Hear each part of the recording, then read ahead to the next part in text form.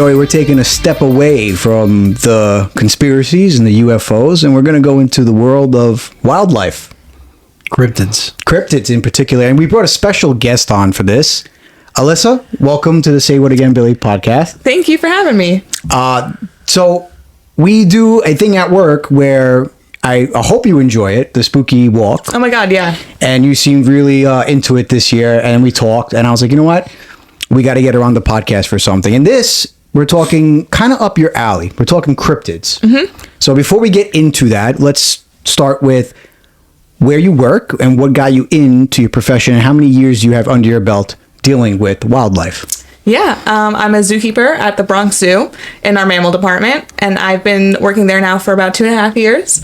I have been in the zoo field since 2018 when I first started doing internships to get the experience that I needed. Graduated with my bachelor's in psychology, focusing in animal behavior specifically, and I've just been in and around zoos pretty much that whole time, working mostly with great apes and carnivores.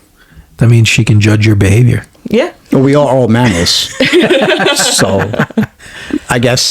But wait, hold on. There we go. Yeah, I got it right. First try. So, do you have a particular animal that you like working with? I never thought I would be a primate person when I first started. I was open to anything, but I was definitely like, except for that. But I fell into working with chimpanzees when I got out of college and fell in love with it like right then and there. And I got to work with orangutans and gorillas now. So 3 out of 4 great ape species. And it's been really, really fun.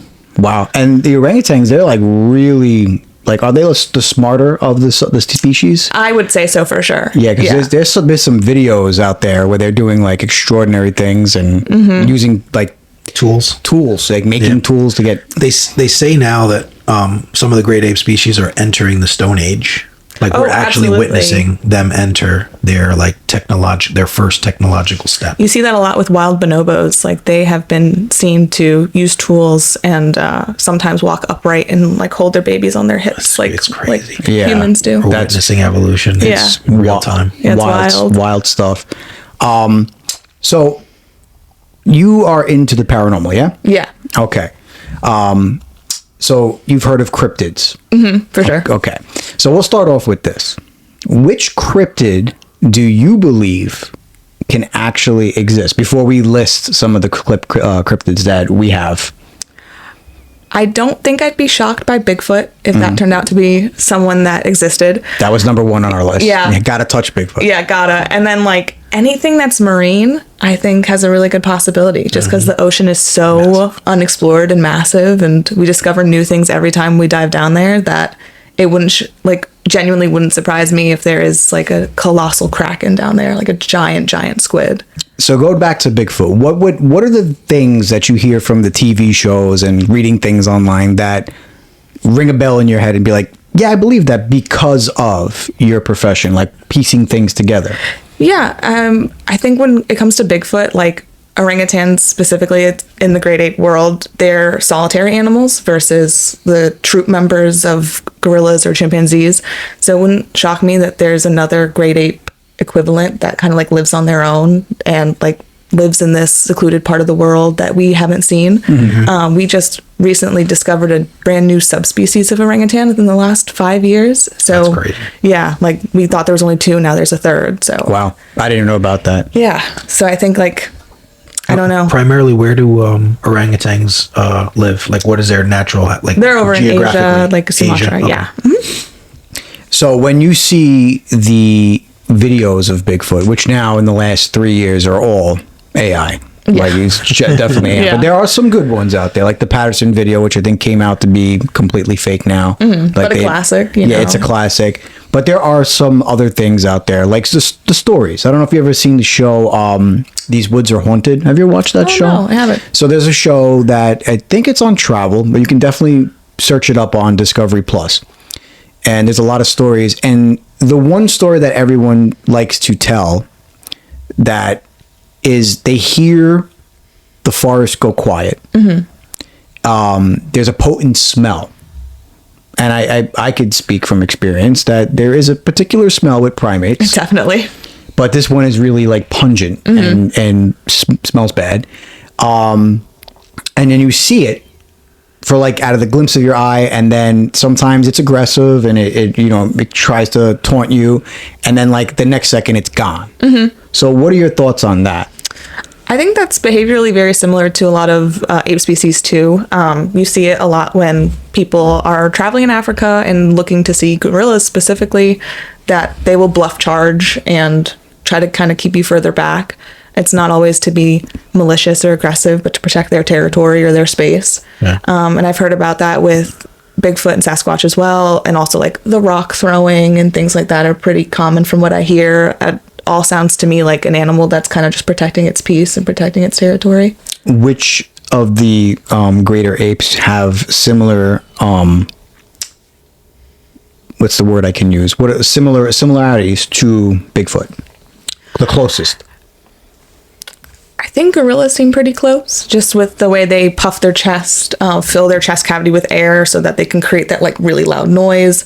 But I know there's been recordings of Bigfoot calls as well, and that is something that gorillas do, that they all do, but gorillas and orangutans especially, like orangutans have those big faces, those big cheeks, as a way to project their voice. It's like if you were to cup your hands, it's a natural way for them to do that too. So there's a lot of behavioral similarities I kind of That's interesting. See. Now there's also a thing that Bigfoot likes to pile things up.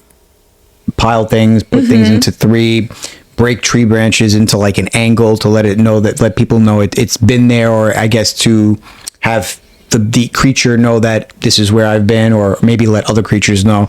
Is that things that any of the great ape species would do? Gorillas and chimpanzees will nest, and then they will travel. So they leave that nesting stuff behind. They don't clean up after themselves. So it is a way of them to kind of indicate that someone has been here. Oh. And then again with the orangutans, since they're solitary, a male's territory will encompass multiple female territories. So a female territory is smaller, so that way he can go and mingle with multiple women. And there's the way that they let other orangutans know that it's their space is by making that really loud noise. So for them, it's more of a physical act instead of like a leaving evidence behind. That's interesting. Yeah, I would say with how vast the forest is, I think, I don't know the exact amount of acres, but in the United States, somewhere between like 700,000 or maybe even the millions uncharted forest where we haven't even got to yet. Right. So you think about places like Oregon, North Dakota, South Dakota, Washington State. It's insanely vast with hundreds of miles. Yeah. And I think a lot of the sightings happen in like the northwest of the United States, particularly. I mean, there's parts of the woods that are like uncharted that people haven't even really like been through. Definitely. That's how vast it is. Yeah, like I don't think people realize that. So like that's people who know the woods, who kind of think that Bigfoot is a possibility, understand the vastness of space that there is in the United States in the forest. Definitely. Yeah. Like that whole space out there, we know it exists, but so much of it is not navigable by humans. So like, yeah, there could be anything. Yeah, and it is a rainforest out there. There's a limit to how far you can travel as well without, like the point of no return. Yeah, for sure. It's not like you could take a road through it unless you like, obviously if you created some sort of, infrastructure where you're putting a road through all these, but we don't. Like there's national parks that are so huge that it's, I feel like we talked about this on one of the episodes where it came up where there might be like some kind of Egyptian hieroglyphs in Utah.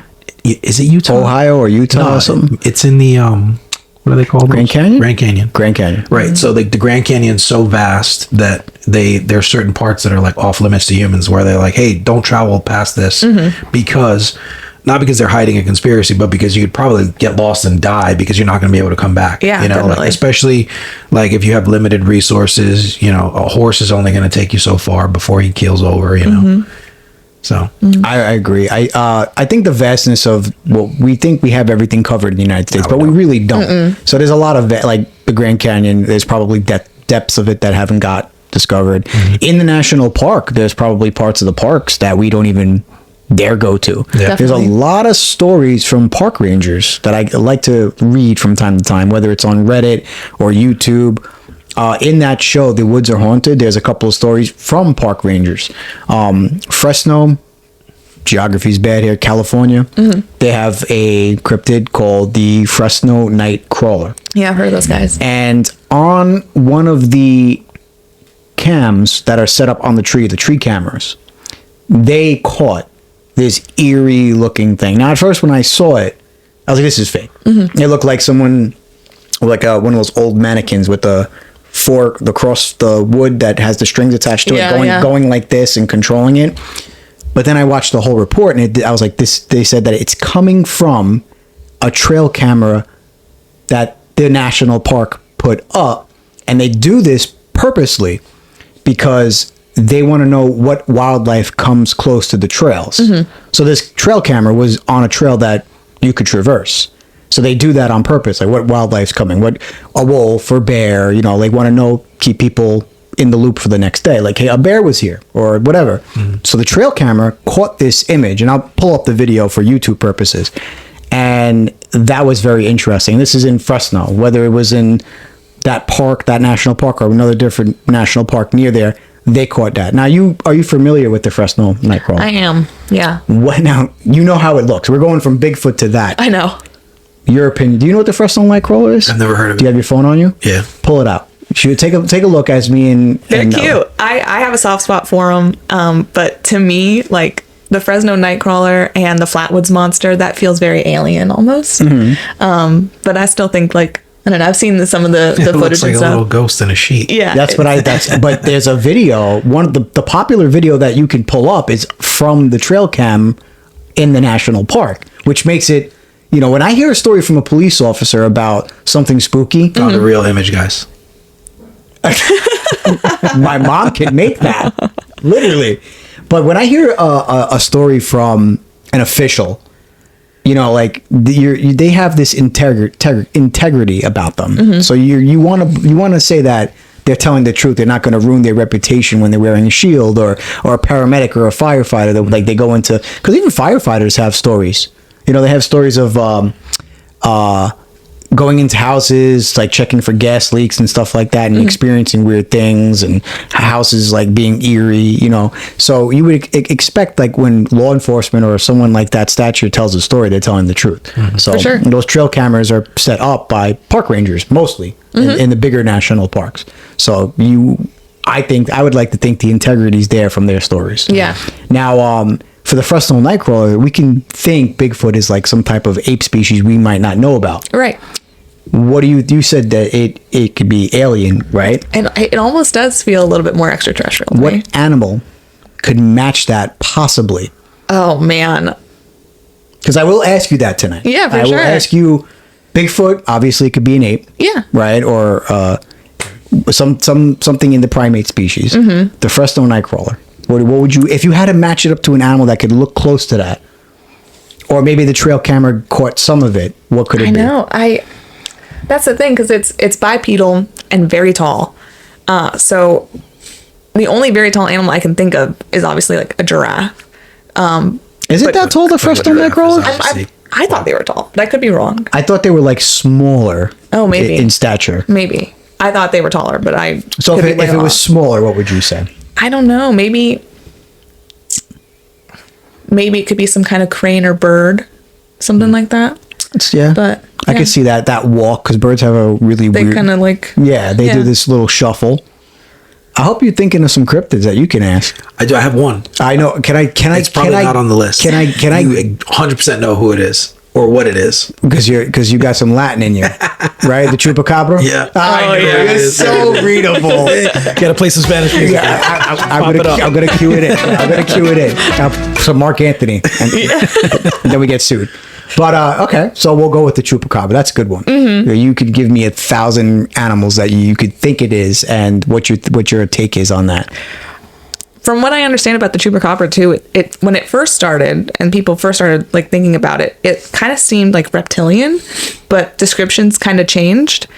To me, I think the closest thing it could be is like maybe a coyote out there, or like some kind of wild dog, but nothing that would puncture and drain blood. But in terms of like behavior and stature, from what people have seen and described, it does sound almost canid like a dog. Yeah. Yeah, I think and the marks that it would leave were almost like what was like a couple of holes, like a triangle of holes, I think. triangle. yeah. So a lot of those reports got, I think, altered as time went on, because there's actual cattle mutilation, which still can't be explained, where cows are just completely like drained of blood, their tongue is gone, their heart is gone, and I don't know an animal that would do that. Like a bear or a coyote is not going to be like, well, I'm going to take the heart and drink the blood and walk. No, it's going to just ravage the body and leave it there, bone and skin and blood. Right. So like, there's some weird things about when that story first started surfacing.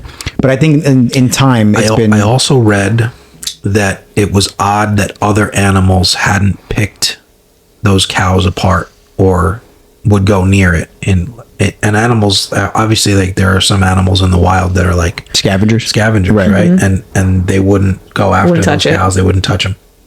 Well, there's also reports that after the mutilation of the cows that they had a reading of radiation. And animals have particular, like... They have different senses. Yeah, they have different senses. Like, they can tend to pick up ghosts and paranormal happenings. And they know when things are about... Like cats, there's video out there in the areas where it's more prone to earthquakes. I've seen plenty of videos of a cat's ears go up seconds before an earthquake is going to happen. Yeah, definitely. And the cat can feel it or sense it, and they're running before everything starts shaking. Yeah. So my dog senses me from the parking lot. Like, I pull up, he knows it's my car out of all the cars, Yeah. It's really crazy, their senses. The chupacabra, I feel, is like kind of gotten debunked. Like a big one was the place in Long Island. I'm gonna get the wrong. It was like they made Narragansett, the Narragansett, or the Montauk monster. Montauk. There you go. I was saying Narragansett. It's like that's what they made Stranger Things or modeled Stranger Things after. The Montauk monster washed up on shore. It was like early 2000s, I want to say. Don't quote me on that. And everyone went crazy because it was like this weird looking carcass on the beach, on the water. Didn't they say it was like I feel like it was a raccoon or something? I think they ended up it was a big thing for a while. No one knew what it was. And then I think they ended up weird. They debunked it as like a skinless, hairless dog that it died and the body blew up and something to that extent, or even like a coyote, but like they debunked it. But it was a weird thing. But we'll go into we mentioned the forest with the Fresno night crawls. We mentioned Bigfoot, which is the top one. Like that was going to be number one no matter what. But you said like you'd believe things in the forest because it's so vast, and marine life. Now I think by now we can all come to an agreement that the Loch Ness monster story is a little sketch. A little bit, yeah. Right? As much as I love Nessie. There is one. I'm holding out. Nessie's still down there. Yeah. There is one, though, that has been more documented and photographed that's here in the United States, and that's the Lake Champlain monster, nicknamed Champ. It looks like what Nessie looks like as well. I don't really know the sea name for that dinosaur, but it looks kind of like it has a Brontosaurus. A plesiosaur, I think. Maybe you're the keeper, so you might know this stuff. But there has been photographic evidence taken by a woman when she was on the lake. It wasn't altered. It wasn't during the digital times. There was a rumor that it was sent to Kodak. And Kodak investigated the negatives, but I kind of been reading different things online. However, there's multiple reports in that area of something being there, particularly one story of a fisherman. I guess it was in some kind of tournament or something like that. And he was out on the boat, getting ready to catch for the day. And he saw something come out of the water, huge, and come back and say, like, I saw something in the water that wasn't a fish, wasn't a shark, definitely wasn't a whale. It had humps, it had a long neck, and then it came back down. Before I can get my phone out and video it, it was gone. What is your thoughts on that? Yeah, I think that stuff's super interesting, especially because, recently with coelacanths, those fossilized fish, the fish that we thought were extinct for millions of years, and then in the 1930s just showed up off the coast of Africa. I think it's not entirely out of the realm of possibility where animals we think are extinct, especially even recently, like as far as like the dodo bird or even the Tasmanian tiger, people still claim to have sightings of. The dodo bird, I didn't hear. The Tasmanian tiger, I'll tell you a story. Dodo birds in the Amazon, right?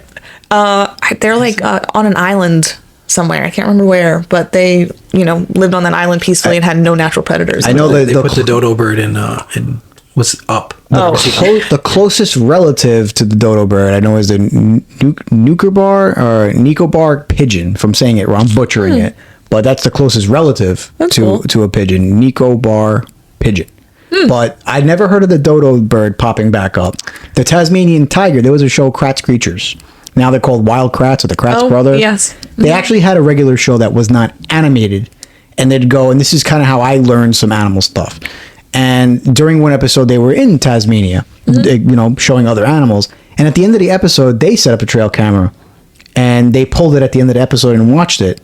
And the animal that ran away from the trail camera had the stripes that is similar to the Tasmanian tiger. Fast forward to the 2000s, I remember reading a report last year that another trail camera picked up a Tasmanian tiger. And this one was a better image. So they may not be extinct. Yeah. It's like, it's a lot, even with a lot of modern animals. Like there were 9 subspecies of tiger. Now we think there's probably about 5 subspecies of tiger. And even still, some of them haven't been seen in the wild in a long time, so we can't confirm or deny if those subspecies are still around. So like it's happening all around us all the time. So in terms of Champy, I don't think it's entirely impossible that an animal that we thought was extinct could potentially still be around. Maybe it got separated there when the continents moved, and now she's in this lake instead of the ocean where she was before. Depending on which kind of dinosaur this was, and our belief that dinosaurs have evolved into birds. We know a lot of bird species can live and outlive like their owners, so who knows how long dinosaurs could have lived for. Same with like a lot of marine mammals like sea turtles, or not mammals, marine animals like sea turtles and things like that. So I don't think that's totally impossible. Like I think that's something that I think that's one of the things that wouldn't surprise me too. Off subject, because we did an episode fairly recently. Do you know where I'm going with this? Yeah. Do you, Unfortunately. Yeah. I can't even do it with a straight face. Do you think that dinosaurs weren't real and they were just dragons?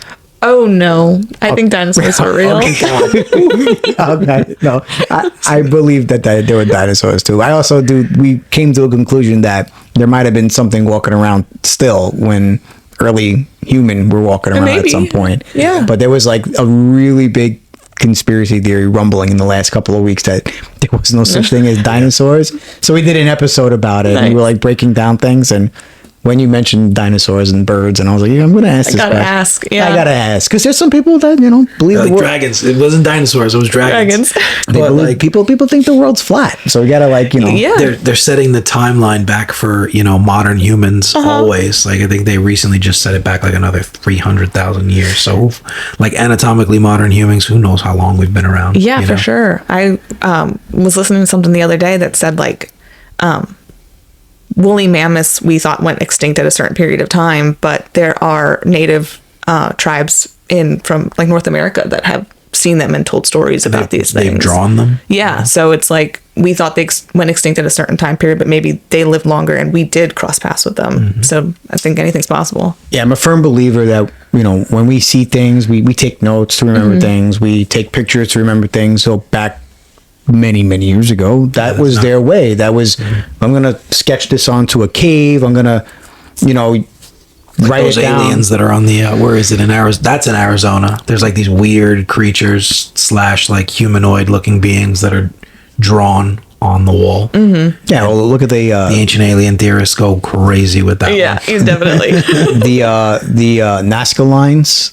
Like, they're strange. And the way they did the Nazca lines is like, how do they possibly know what they're drawing? Right. Because you can only they're not viewing it from the sky. You can only that's the thing. You can only see it from the sky. So they're drawing these things, and a lot of them look like animals that are from that area. There's spiders and birds, and one was a monkey, I believe, that had a long tail.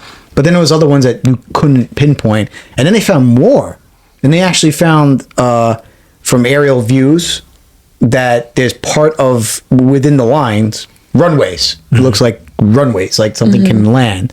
So whatever they were drawing It looks like that might have been like a sort of modernized version of an airport. Yeah. Right? Yeah. Or a prehistoric airport of sorts. There's a place that you might find interesting, since you like, you're into primates. And in I think it's the same area in Peru. It's in Pumapunku. Is Pumapunku in Peru? I believe it is. Anyway, it's all geographically like relatively close. And in Pumapunku, there was a cataclysm there, and there's this structure that people really can't figure out or wrap their minds around how, especially stonemasons, on how they built this structure. And it's like scattered to pieces all over, but we're talking like perfectly shaped edges, etc. But there is this one specific place that's kind of untouched, and it has all the faces of humans around the world, and then it has this one really weird face of like what we would consider like a gray alien, or maybe you could presume that it might look like something like that. But they also have animals that are drawn as well, or carved as well, that aren't like any known species of animals that we know today. It's pretty cool. That's really it's cool. all in Peru. I'm gonna look that up. That's really cool. Yeah, I did not know that. I know about the paintings, the alien one. I didn't know about the animal one. So you're saying that animals they etched in there, and like all the faces from around the world. They like have an Asian face, and like different parts of I would say like Native Americans, and it's so weird because this is in Peru, so it means this culture like spanned, or whoever created this site of all these different faces has seen the world. Yeah, sure. Yeah, because you don't think someone from like China is going to Peru at that time period. Right. There's no way. No. It's just And then the same thing with and there's more sites that are buried. What's the name of this place? Where is it? I can maybe help you out with the name.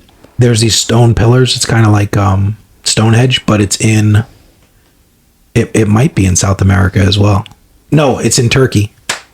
I'm gonna look it up. Yeah, I won't know the name to that. I'm gonna find it, but you guys can keep talking. Cool. So Champ, you're on board with Champ. Yeah. Champ is intriguing to me because I didn't know when I first started this podcast. I was looking at Cryptid Talk for I think it was like season 2 or 3, and I did Nessie versus Champ. Gobekli Tepe. Gobekli Tepe. Yeah, so weird animals carved on those stones as well. Wow. And they've only excavated like not even a quarter of the entire site. Somebody buried these pillars on purpose. Leslie and they are Stephen to the Shaw, scale of what we see in Stonehenge. the authors I've had on, Leslie and Stephen Shaw, talk very much a lot about Gobekli Tepe. And it's like they say that it's like could be like the gold mine to we got things wrong. Of where humans originated from, things that were going on at that time. So that's a big place. That's cool. That's cool. Yeah. It's definitely a big place. Wham, I just lost my train of thought. Sorry. We did Gobekli Tepe. So Champ, yes, I did an episode about Champ versus Nessie, and this was a long time ago now, like going back 4 years. And Nessie like lost the fight. Like there was more evidence with Champ. Yeah. Than there was with there's more evidence with Champ than there is with Nessie. better, bro. We grew up on that. You know what I mean? Like I've seen the movies, man. Yeah, Nessie does have better PR. We grew up on Nessie. And so when we heard that, I was so intrigued as a kid when I first like heard the reports about the Loch Ness monster. I was like, what is it? And then you read about it and you watch TV shows. I know you're a little younger than Joey and I, but there was a show back in the day called Sightings. And I would watch that show. It was basically like paranormal caught on camera. It was basically paranormal caught on camera at that time. And the guy would do it. He'd look like he's in a news station, and he would go through all these spooky stuff and interview people. And the Nessie story was on there. That's how I heard about it. And I watched it. And I was like, this is crazy. Like there's an animal out there that no one knows about, and it's like legendary and stuff like that. So that's when we first got it. But then time goes on, research gets better. We have more outlets to do our own research, and it doesn't line up to where Champ is at as far as evidence. You had mentioned a cryptid before that I have never heard of. Which one? When we were talking about the Fresno Nightcrawler, you had mentioned another one. Oh, the Flatwoods Monster. I don't think I recall the flat. Yeah. Tell us about this. Yeah, I can't remember where exactly, but it is like northeast. And it almost looks like a metal alien suit. And this sighting did happen around the time of like Cold War and stuff, and where space exploration was like big in media. So, but it's like Is this a story where they saw this guy in the lake? I don't think so. Like someone saw him in the lake. Flat Woods monster, right? Yeah. They saw him in the lake, and he was like looking like an astronaut, and then like he vanished. Is that story? There's some weird. Maybe. Check that out. But that's him. Whoa. Yeah, West Virginia. There's a lot of weird stuff in West Virginia. A lot of weird stuff in West Isn't the Mothman too over there? Yeah, Point Pleasant. Yeah. Okay. Yeah. Is the Mothman a cryptid or just like a demon thing that comes like a Grim Reaper sort of thing where you see the Mothman and then like you're gonna die? It has that notion to it. I think most people would call it a cryptid, but people have seen it and then accidents have happened, like that bridge collapse that was there. The Bridge. Yeah. The Silver Bridge collapse. That movie's crazy. Yeah. Richard Gere. Yeah. Yes. Oh my God. She's an old soul, bro. Loosely. I know, because I saw the Whalen shirt when That's right. I was like, we're gonna be friends. Yeah. I knew it. I was like, I love Alien. Loosely based on a true story, that movie, but they included the Silver Bridge collapse in it. So that's the part that is true. There was kids in a car. They were near this factory area, and they ended up like moseying around over there. There was nothing to do at that time, I guess. So they were going around over there, and they saw something in the sky. It started there in the factory, and it chased them. And they told the police officers. The police officers pulled each individual aside and interviewed them. They all said the same thing. Then in that area, they started seeing the Mothman, and then every time people would see the Mothman, something bad would happen. And the Mothman was apparently sighted flying at the Silver Bridge, I think the night or day before the bridge collapsed the next day. And it was like one of the most horrific accidents in that area ever. Or bridge history. Yeah. So a lot about bridge history, but There was that other one a couple years ago, remember? Where the boat hit The it. boat. Yeah. In Maryland. yes. Maryland. Yeah. That was sad. I think we actually looked into like were there any sightings in Maryland when that happened for that. Oh, yeah, but there was that's right. completely different conspiracies with that one. I was like, nah, I'm not entertaining that. Not entertaining that. So the Flatwood Monster is Martian. So you have to tell me more about The Mountain Dew conspiracy, but yeah. Yeah. I kid you not. There's a whole Mountain Dew conspiracy. I heard each flavor of Mountain Dew coincides with some sort of natural or like a calamity. You said, I shouldn't say oh my natural, God. but natural or like man-made. Some of them are so bad. Like I just like, it's so hard to keep up with them. But you mentioned that before in one of the episodes, the Mountain Dew thing. So let's hear about this. Yeah. The Flatwood Monster, out in West Virginia, Flatwoods, West Virginia. In 1952, these brothers saw a bright light in the sky on their property, so they told their family about it. They got a group together, they went to investigate, and when they got to the top of the hill in this mist, this is who they saw, or who they claimed to see. Looks alien. Yeah. So it has been like in the cryptid list, but I feel like when people start to talk about it more, the consensus is more like UFO, alien, and then like, as far as I understand, hasn't really been seen again. So people seem to feel like it was a lost traveler. Got in the spaceship and then headed out. Yeah. The Dover Demon. Oh yeah, I've heard of it. I'm not super familiar with it. So basically, the people in this area started seeing, and I am trying to remember exactly because I brought it up, and then I don't know the exact state and town, but I like an idiot. But I want to say if someone can help me out with the phone, either Maryland or southeast somewhere. I could be definitely wrong, but they saw it, and it was terrorizing farmland and doing certain things, and had these.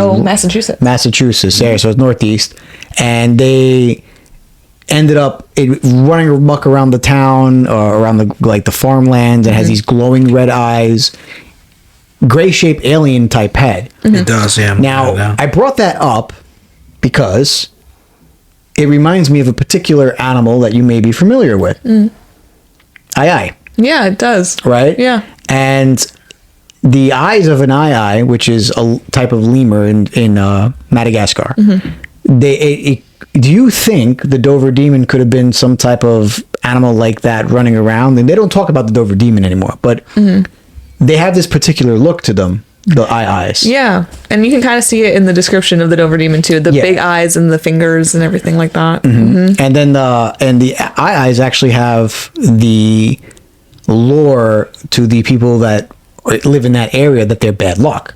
So that's why they're endangered, because of people killing them when they see them. Okay. And they do look type creepy. Yes. You know, like Yeah. they look a little weird, but I brought up Dover Demon because I thought you would use the comparison for the eye or agree with me. Yeah, I that can could be. totally see that comparison. But in Northeast Massachusetts, if we can't go that route, what Right. do you think the Dover Demon could have been logically? Excluding the eye thing. 'Cause Yeah. Madagascar and Massachusetts are nowhere close to Very, it. very different. Right. Honestly, again, that's like one of those things where it just looks alien. I don't know any animal that has that head shape or can walk around like that. Unless it's some kind of like weird malformed amphibian or lizard, just because of the way I know it was like described as like fleshy and didn't like Yeah. have any hair or anything on it. Yeah.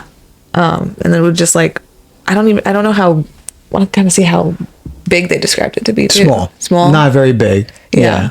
Like, yay high. Yeah. Just not very big. But you'd miss it if you didn't see the eyes type thing. Yeah. Right. Which is generally most of the stories who've witnessed it. They see the eyes, it looks back at them. Kind of like the Vandahar, Brazilian alien UFO crash. Oh, yeah, I remember that. Very similar to that. Those videos are cool. Have you seen those videos? Yes. No, I I saw haven't the seen whole those videos. documentary on that. There's You a gotta doc- watch it. I think yeah. it was on was it on Netflix or Amazon? This 100% happened. Oh yeah. Yeah. Like, it's indisputable that it happened. Everybody in the area knows it happened. There were people that I think even got sick and died that came into contact with the creature when they brought it. Yeah. So they brought the creature into the hospital, paraphrasing from what I heard on a podcast, but essentially, like, there was, a texture to the body, and then there was this one guy who got sick and died. He died, yeah. After The military got touching called in to Brazil, which doesn't happen often there because they don't have much of a military. So when it landed there, like, I think the mayor was told not to, do certain things, and people were being told to go inside, and a farmer had saw it, and then they brought back the guy who did a documentary ended up going and finding someone that witnessed the whole thing, and they brought that guy back to the land where he saw like the UFO crash, and he got emotional, like legit crying, not acting, and he was like, yeah, a lot of stuff happened that night. Military came, they were threatening people, go back inside. So it's very, very verified that this did happen. So that's a good documentary for you to check out. Yeah, definitely check that out. Now, to get in, because we've covered a lot of cryptids. Do you have one more cryptid you can give her? Not of Latin nature. I have a theory about cryptids. Okay. Okay. All right. Like, what if? Obviously, some of it can be explained away by a lot of people not being experts and knowing how to identify a regular animal that is native, that's known, right? But what if aliens are just coming down? This is one of their little dogs or one of their little pets, and they let it loose, Dropping them off. just dropped it off just to get some reconnaissance, or I don't know, maybe it's something, right? But it makes me think of you ever see Predator? The Predator had these dog it's the Predator movie with Adrian Brody. You're talking about Yeah. Which is funny because I just saw it the other day. You saw that for the one? first time. Damn, Really? For really? the first time, because it's a remake. Yeah. Actually, no, it's not. It's not. Well- Because It's its they own thing. mention Arnold Schwarzenegger in this movie. Yeah. Like the girl, right? It's like the Predators pick up the most vicious warriors or Yeah. like the baddest people that they could find on and planet drop Earth. them on And this drop other them on the planet. Drafted on alien this, planet. yeah. Yeah. So, and then they sent out the dogs. Yeah. And I mean, for us, that if we saw that in the woods, that'd be a cryptid. Sure. Yeah, for sure. Yeah, I saw that movie for the first time, and I didn't want to watch it because I was like, oh, we made a good movie. But then I saw in the part of the movie, the girl's telling the guy, you know about this, and she starts going into like, there was a mission in Venezuela, and he got dropped in with his team, and it wiped out the whole team. So they actually referenced the original movie, so it can't be a remake. Yeah. But I was like, I'm not watching. But it was like, Check this out. If you're an alien and you just want to walk around Earth just to scope shit out, what do people do when they go into the woods and they want to scope shit out? You bring your dog with you, Sure. Yeah. right? So what if they bring their equivalent of their, dog that's just protecting them in their little area while they're, Bigfoot's a doing their hell of little a dog, bro. experiments. Yeah. Bigfoot's a hell of a dog. Right? We're talking about a Crazy dog. 7-foot walking on both feet dog. So I mean, Bigfoot might be terrestrial to us. Right. You know what I mean? True. But the Dover Demon, maybe. Maybe. yeah, I exactly. can get behind the chupacabra or the Dover Demon. Yeah, that looks like a pet. Yeah, tu sabe. Oh, man. All right, so because we're getting towards the end, we talked about all these cryptids. We've gotten your scientific take on it, what it can be logically, and what your thoughts on certain ones. The main ones that could actually be like, all right, we can go both ways here. Ghost story. Any of them? Do you have a paranormal happening that you would care to share with us? Because I always ask my guests, do you believe in ghosts? Always. Doesn't matter. You were going to forget. Oh, no, I don't forget. I don't forget. Tell us a spooky story. Let me think. And if it happens to be in a particular place, do not mention where it is. Yeah, Okay? definitely. That warning. But but you could say it, just, you know. Yeah, I used to work at a department store, and we always talked about just kind of the weird feelings that we got, and everybody experienced something different. And one day, one of my coworkers decided, like, let's just sage the stores. We're closing. There's no customers in. It's 10 o'clock at night. It's empty. It's just the four of us closers, and then we'll leave. When you sage, traditionally, as far as I understand it, you should leave windows open or doors open, because that is driving the bad spirits out. If you leave those things closed, you're just kind of moving the spirits around in the space they're already in. Pissing them off a little bit. Yeah. Joanne said that, yeah. So we are doing this, but the store is closed. There's no door open. There's no windows open. So she walks around. She does her saging. We go to leave. She's like, did one of you move my purse? I thought it was at this first register, but now it's over 2 registers down. We're like, no, none of us touched it. We're like, that's weird. And again, the store's closed. The, Muzak is not on. She picks up her purse. It's just the 4 of us. And from the back of the store, we hear a woman laugh. Ooh. So we were like, all right, that's our cue. Gone. See ya. Not even finding out. Joey has been on this ride with me for 5 years now. Still not a believer. And he's been to like 1 or 2 places with me, but he's still not a believer in the paranormal. So he, like, when we talk, we talk ghosts rather. I need to get smacked by a ghost. I need one to just It's come got up. to get you. Listen, bam, I'm real, man. We plan things, and he just seemingly has plans those particular days. Oh, interesting. It all ended after I took him to Sleepy Hollow and I scared the shit out of him with something. But other than that, I want him to come and experience what I've experienced. Yeah. But he's the skeptic, so he balances us out. But there are so many people. I just posted a reel from a little while ago. He's a skeptic, but you have all these stories. So so that was one that got you like, something's going on. That wasn't my story. I was telling a story. Oh. But your family's involved in many A stories. They are. They're a weird bunch, man. Your mom comment. You don't choose your family, bro.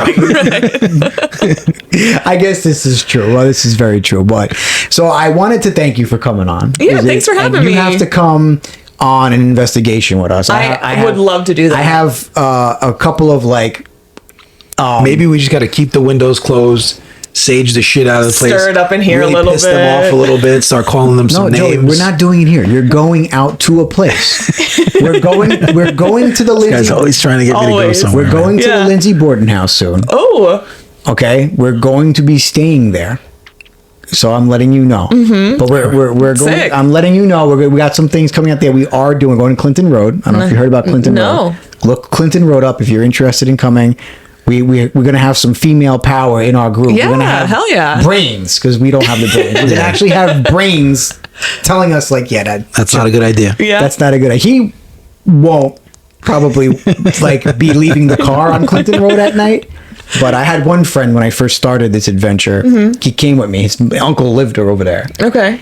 And his uncle drove us there, and I had all my meters. I just got like 2 things. I just started with, the ghost hunting. And we pulled up at Clinton Road, pitch black. I opened the door. I'm ready to go. Wasn't scared then, and I'm not scared now.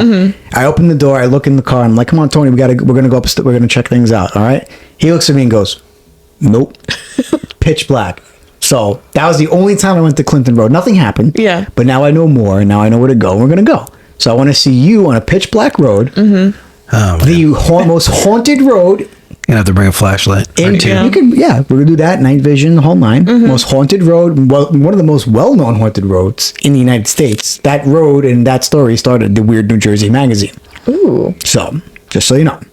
But when we do go that night, we're gonna need to stay up. We're gonna need to be awake. Do you drink coffee? I do energy drinks. Energy drinks. Do you like tea? Any type of nut? Yeah. All right. Yeah. Well, bring some ghosts. I like They ghosts. do have refreshers at this place. You ever have a refresher drink? Yeah. You know who has refresher drink, Joe? Yeah, I do. How You Brewing How you Cafe doing? in Tuckahoe, New York is the place to go if you want coffee, tea, or refresher drinks, which they do have because I got it last year. They have over 15 different flavors of iced coffee, sweet treats in the glass that you can experience there or on the run, and the most comfortable place to sit if you want to have stuff in the store, and a really friendly staff. How You Brewing Cafe in Tuckahoe, New York is the place to go, and the SWAB Podcast, favorite place to go for a cup of Joe. So now you know. Yeah, So I'm if gonna you're- have to absolutely check them so out. if you're ever in Tuckahoe, New York, go Yeah. over there and check it out. They have a great staff, really good treats. Natural Grays muffins I've been seeing there. I gotta give that a try still. Very good stuff. But really good coffee, and they do have refreshers. I think I had the mango one last summer. I do love a refresher. Yeah, they're good. So go there and try it out. We always support small businesses, and they're our go-to spot. And a big, big thank you to Spotify for Creators. If you haven't heard about Spotify for Creators, it is the free app that allows you to get your podcast idea Out there. if you have a phone, tablet, or computer. Head over to Spotify for Creators to get started. Alyssa, thank you so much. Oh, for thank you so much joining for us. having me. This was so fun. Yes, we're going to do another one soon. You're always welcome to come on board and Awesome. join us on our adventures. When we have people like you, it makes me feel that much smarter. Like I'm amongst someone that has intelligence. Takes over some of the stress. Yeah, it just makes me feel better because he struggles with me. So you balance Joey out and you kind of balance me because, she already knows I'm not the brightest from other reasons, but But thank you so much for joining us and Yeah, coming. this is great. I know coming after work was a little tough, but thank you so much. And that has been another episode of the Say What Again, Billy podcast. See you later.